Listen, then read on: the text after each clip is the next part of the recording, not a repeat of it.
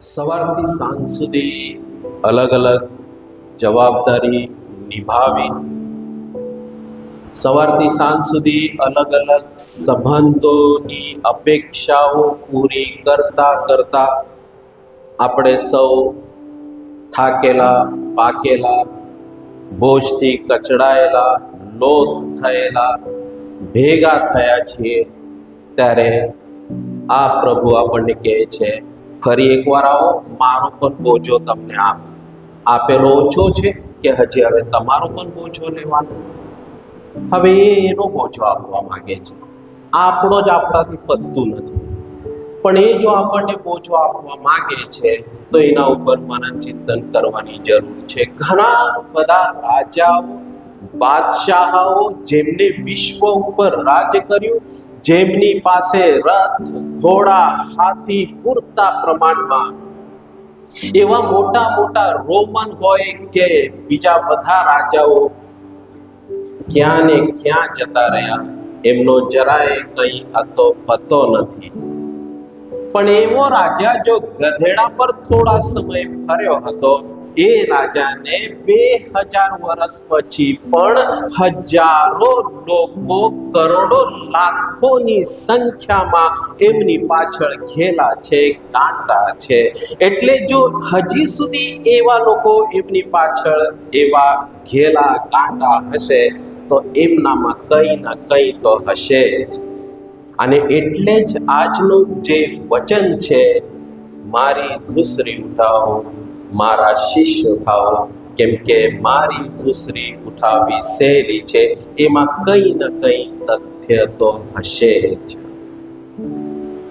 કહેવાય છે, દંતકથા કહો કે વાર્તા કહો કે ગાલિલમાં એક કાર્પેન્ટરની દુકાન હતી અને એ દુકાનની આગળ લખેલું હતું, મારી ધૂસરી ઉઠાવવામાં સહેલી છે.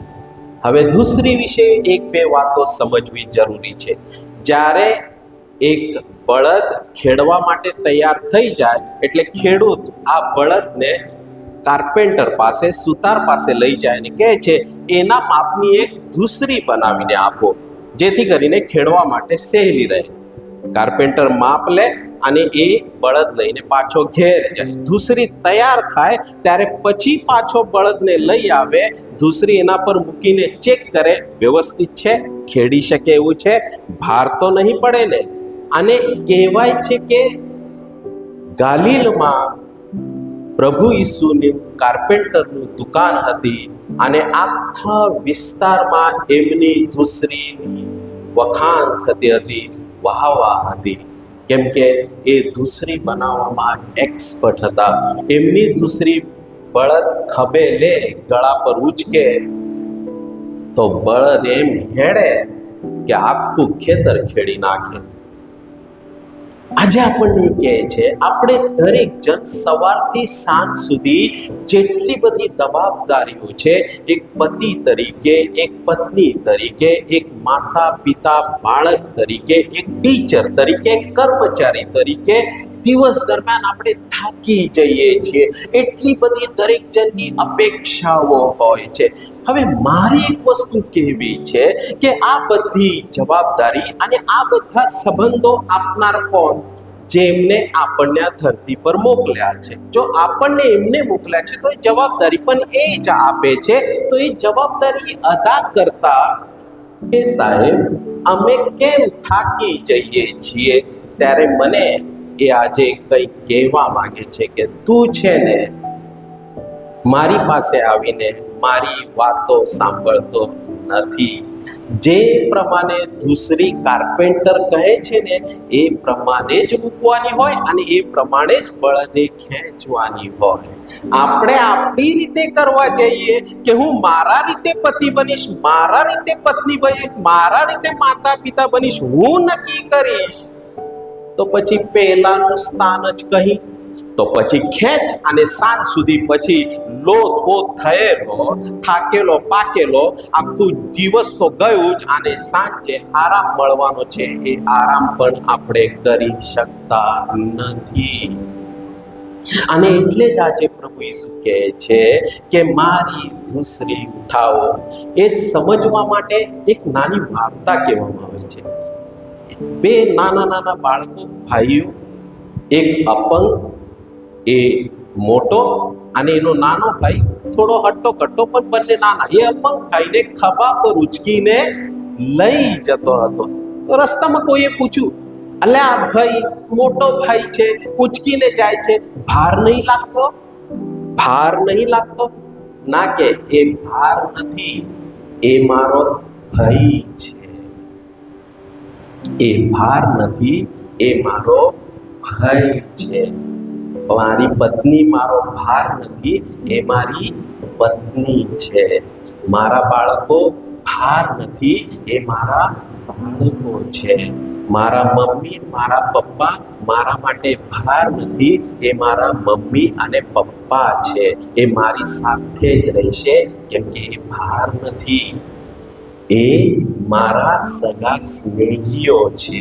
અને એ સૂઝ સમજ પ્રભુ ઈસુ આપણને આપે છે. એ સૂઝ સમજ આપવા માટે આપણે પ્રભુ સાથે, જેમને આપણને આ ધૂસરી, જેમને આપણને આ જવાબદારી, જેમને આપણને આ કાર્ય કરવા માટે મોકલવામાં આવ્યા છે, એમની સાથે થોડી વાર બેસવું પડે કે હે ઈશ્વર, આ જવાબદારી અદા કરતા અમે મુશ્કેલીઓ અનુભવીએ છીએ, કેમ કે અમે અમારા રીતે આ જવાબદારી અદા કરવાનો પ્રયત્ન કરીએ છીએ.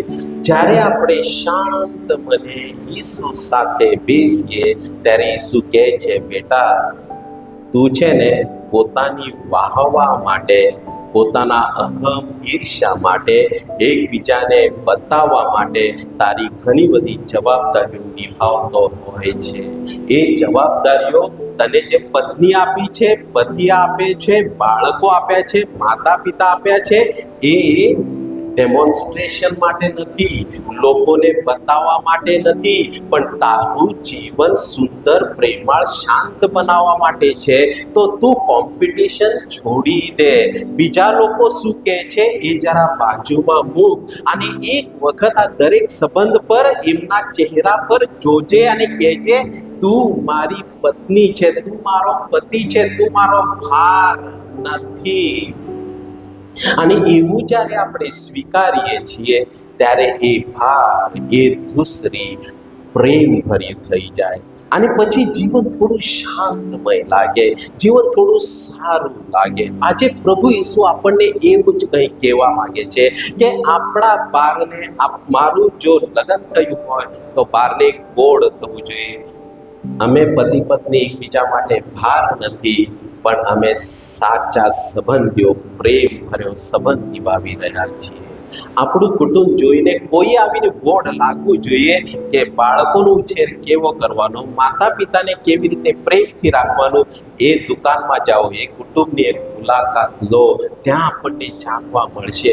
પણ એ હિંમત આપણને ક્યાંથી આવે છે? એ માટે આપણે ધ્યાન, મનન, ચિંતન, પ્રાર્થના, જ્યાંથી પ્રભુ ઈસુ આપણને સાચી સંબંધ નિભાવવાની શક્તિ આપતા હોય છે. પ્રાર્થનામાં બેસીએ છીએ ત્યારે શાંત વાતાવરણમાં આપણે એક વસ્તુ કહેવાની રહી, છેલ્લી વસ્તુ. જ્યારે મારો પતિ હોય છે ને, એ મારી પત્ની કેવી રીતે જવાબદારી નિભાવે છે, એક પતિ તરીકે જુએ છે. કામ કરવા જઉં ત્યારે મને એક કર્મચારી તરીકે જોવામાં આવે છે, એક ટીચર તરીકે જોવામાં આવે છે, એક વિદ્યાર્થી તરીકે જોવામાં આવે છે. અને એ જ્યારે એ આપણને એ પ્રમાણે જુએ છે, ત્યારે એ પ્રમાણે આપણે કાર્ય નિભાવવામાં કાર્યશીલ થઈ જઈએ છીએ અને થાકી જઈએ છીએ.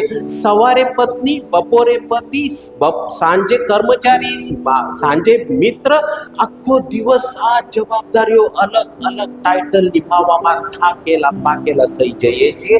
એવા સમયે થોડો સમય આપણે જ્યારે ઈશ્વરની હાજરીમાં, ઈસુની હાજરીમાં આવીને બેસીએ છીએ ને, ત્યારે પ્રભુ ઈસુ આપણને એક ટીચર તરીકે નહીં, એક પત્ની તરીકે નહીં, એક પતિ તરીકે નહીં, એક ભાઈ તરીકે નહીં, પણ આપણને ઈશ્વર ઈસુ એક ઈશ્વરના બાળક તરીકે જુએ છે. અને જ્યારે ઈશ્વર આપણને જુએ છે એક બાળક તરીકે, ત્યારે સારું લાગે છે. જવાબદારીથી મુક્ત પ્રભુ ઈસુ એ સમયે આપણને એ આંતરિક શાંતિ અને આંતરિક શક્તિ આપતા હોય છે, કેમ કે આપણો ઈશ્વર આપણને માત્ર બાળક તરીકે જોતા હોય છે, ઈશ્વરના સંતાન તરીકે જોતા હોય છે. અને એટલે જ ધ્યાનમાં, પ્રાર્થનામાં આપણને એક અલગ પ્રકારનો આંતરિક આનંદનો અનુભવ થતો હોય છે. આજે પ્રભુ ઈસુ આપણને કહે છે, મારી પાસે આવો તો જ તમારી ધૂસરી હળવી થશે. તમે તમારી રીતે ખેંચ કરતા હશો ને, તો ખેંચો અને સાંજ સુધી લોથપોથ થઈને ઊંઘી જાઓ, કંઈ થવાનું નથી. પણ જો આપણે રોજિંદા જીવનમાં 2-5 મિનિટ ઈસુ પાસે, ઈશ્વર પાસે જઈને એ શક્તિ માગવાની રહી, એ સામર્થ્ય માગવાનું રહ્યું, એમની ધૂસરી માગવાની રહી, જે એમને પોતે ઉચકેલી પણ કોઈ દિવસ ભાર નહીં લાગ્યો. આજના માટે, મારા માટે પણ એક સારો અનુભવ હતો. એમને જેવા તેવા શિષ્યો આપેલા, પણ એક પણ ફરિયાદ નહીં. અને હું વારે ઘડી મારા સાથી આવા ફાધર, ના આ સારા છે, આવા ફાધર આપ્યા, મને મદદ નહીં કરતા, આવી રીતે ફરિયાદ હોય છે. પ્રભુ ઈસુએ એક પણ શિષ્ય વિશે કોઈ દિવસ ફરિયાદ કરી નથી, કેમ કે એમને પોતાનું જીવન ઈશ્વર સાથે વિતાવીને એ હિંમત મેળવી હતી.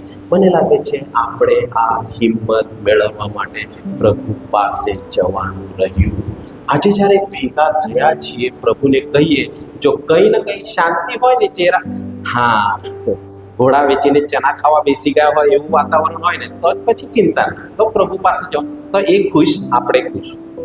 પણ જો આપણને લાગતું હોય થોડા થાકેલા છીએ, થોડા હતાશા છે, થોડી નિરાશા છે, તો આપણે એમની પાસે જઈને થોડી વાર એમની સાથે બેસવાનું રહ્યું.